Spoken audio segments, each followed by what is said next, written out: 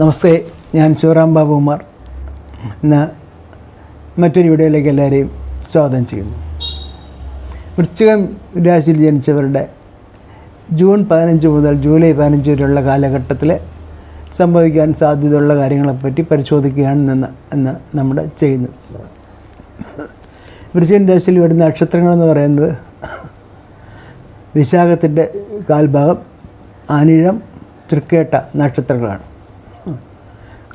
ഇതിൻ്റെ ഗ്രഹസ്ഥിതി പരിശോധിക്കുകയാണെങ്കിൽ 4-ാം ഭാവത്തിൽ കണ്ടകശനിയോടുകൂടി ശനി നിൽക്കുന്നു. സ്ട്രോങ് ആണ് ശനി. 5-ൽ രാഹുവുണ്ട്. 6-ൽ വളരെ സ്ട്രോങ് ആയ ലഗ്നാധിപൻ ചൊവ്വയുണ്ട്. 7-ൽ വ്യാഴമുണ്ട്. 8-ൽ രവി, ബുധൻ, ശുക്രനുണ്ട്. 11-ൽ കേതുവുണ്ട്. അപ്പോൾ നമ്മളിവിടെ സൂര്യൻ്റെ മൂവ്മെൻറ്റാണ് മാസഫലങ്ങൾക്ക് ആധാരമായി എടുത്തിട്ടുള്ളത്. സൂര്യൻ 7-ലായിരുന്നു, സ്വരൂപ അഷ്ടമത്തിലേക്ക് പോയി. അപ്പോൾ ഇവരുടെ കാര്യങ്ങൾ അങ്ങനെയാകും. ഫൈനാൻഷ്യൽ മാറ്റേഴ്സ് നോക്കാം. അതായത് യാതൊരു ബുദ്ധിമുട്ടുമില്ല. പൈസപരമായ കാര്യങ്ങളിൽ 2-ാം ഭാവാതിൽ 7 നിൽക്കുന്നതിനാൽ വലിയ പ്രശ്നങ്ങളൊന്നുമില്ല. അത് അങ്ങനെ തന്നെ അങ്ങ് പോകും. 2-ാം ഭാവനും 11-ാം ഭാവാതിനും 8-ൽ ആണ്, എങ്കിലും വലിയ കുഴപ്പമൊന്നും കാണിക്കുന്നില്ല.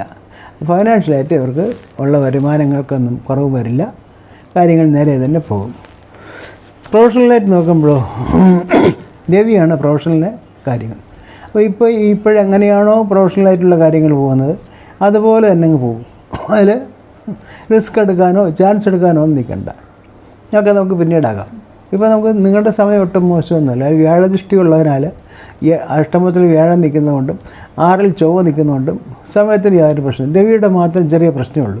അത് പ്രൊഫഷണലിൽ മാത്രം കുറച്ച് ശ്രദ്ധിച്ചാൽ മതി. അത് തൊഴിൽദായകരായാലും തൊഴിൽ കൊടുക്കുന്നവരായാലും സെയിൽസ് റെപ്രസെൻറ്റേറ്റീവ്സ് ആയാലും ഏത് ലെവലുള്ള എല്ലാ വർക്കേഴ്സും റിസ്ക് എടുക്കാതെ മര്യാദയ്ക്ക് അങ്ങ് പോകണം.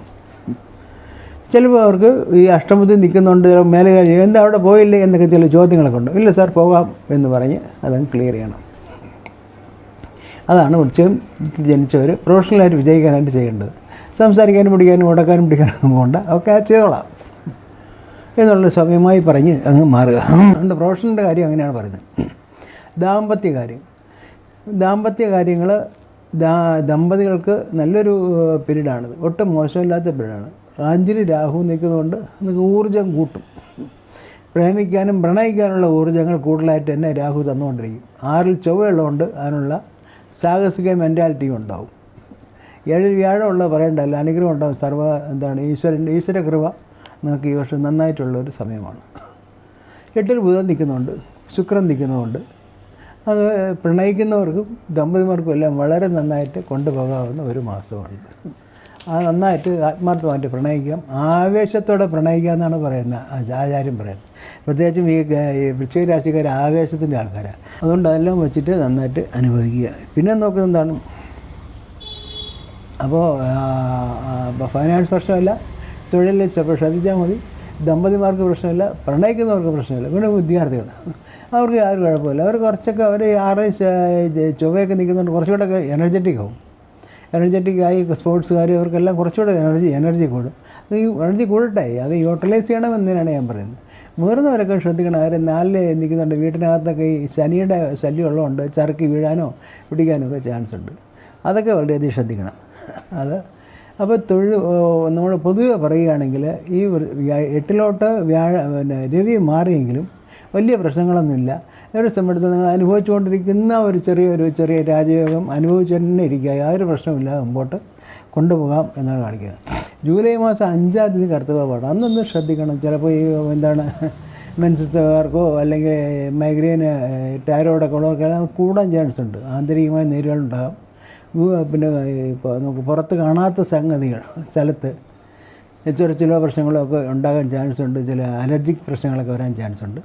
അതൊക്കെ ശ്രദ്ധിക്കണം. വേറെ കുഴപ്പങ്ങളൊന്നുമില്ല. പിന്നെ ഈ ദിവസങ്ങളിൽ വരാവുന്ന കുറേ നല്ല ദിവസങ്ങളാണ് ഞാൻ ഇനി പറയുന്നത്. നമുക്ക് എന്തെങ്കിലും ഒരു ഇൻ്റർവ്യൂ അറ്റൻഡ് ചെയ്യാനോ, ഒരു വാഹനം മേടിക്കാനോ, അല്ലെങ്കിൽ ചില കരാറുകൾ ഒപ്പിടാനോ, അല്ലെങ്കിൽ ഒരു സെയിൽസുകാർക്ക് ഒരു അപ്പോയിൻമെൻറ്റ് ഫിക്സ് ചെയ്യാനോ ഒക്കെ ഉള്ള ഒരു നല്ല ദിവസങ്ങളാണ് ഞാൻ പറയുന്നത്. അതുകൊണ്ട് ഈ മാസം, ഈ ജൂൺ മാസം 15, 16, 20, 24, 30 ഇത്രയും ദിവസങ്ങൾ കൊള്ളാം. 15, 16, 20, 24, 30. ജൂലൈ മാസം 1-ാം തീയതി, 3-ാം തീയതി, 11, 12, 13. ജൂലൈ മാസം 1, 3, 11, 12, 13 ഈ ദിവസങ്ങൾ വളരെ ഉത്തമമാണ്. ഇനി ഞാൻ പറയുന്നത് കടം വിടാനുള്ള മുഹൂർത്തങ്ങളാണ്. കടം വിടാനുള്ള മുഹൂർത്തങ്ങളെ പറ്റി മുൻപുള്ള പല വീഡിയോകളിലും പറഞ്ഞിട്ടുള്ളതുകൊണ്ട് വിശദമായി ഞാനിവിടെ പറയുന്നില്ല. അപ്പോൾ അത് ഈ ജൂൺ ജൂലൈ മാസത്തിലെ ആ മുഹൂർത്തം കൊണ്ട് പറയാം. ജൂൺ മാസം 15-ാം തീയതി, ഈ മാസം 15-ാം തീയതി ശനിയാഴ്ച രാവിലെ 8:30 മുതൽ 10 മധ്യമുള്ള സമയം വളരെ അനുകൂലമാണ്. രാവിലെ 8:30, 10 മധ്യേ. 20-ാം തീയതി വ്യാഴാഴ്ച 4:15, 5:30 മധ്യമുള്ള സമയം വളരെ അനുകൂലമാണ്.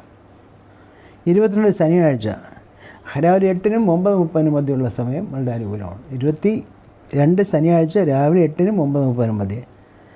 25 ചൊവ്വാഴ്ച 12 മണിക്ക് 1:30 മധ്യമുള്ള ഉച്ചയ്ക്കുള്ള സമയം അനുകൂലമാണ്. 29-ാം തീയതി ശനിയാഴ്ച രാവിലെ 7:30, 9 മണിക്ക് മധ്യമുള്ള സമയം വളരെ അനുകൂലമാണ്. ജൂലൈ മാസം 6-ാം തീയതി ശനിയാഴ്ച രാവിലെ 7-നും 8:30 മധ്യമുള്ള സമയം കൊള്ളാം. ശനിയാഴ്ച രാവിലെ 7-നും 8:30 മധ്യ ജൂലൈ 6.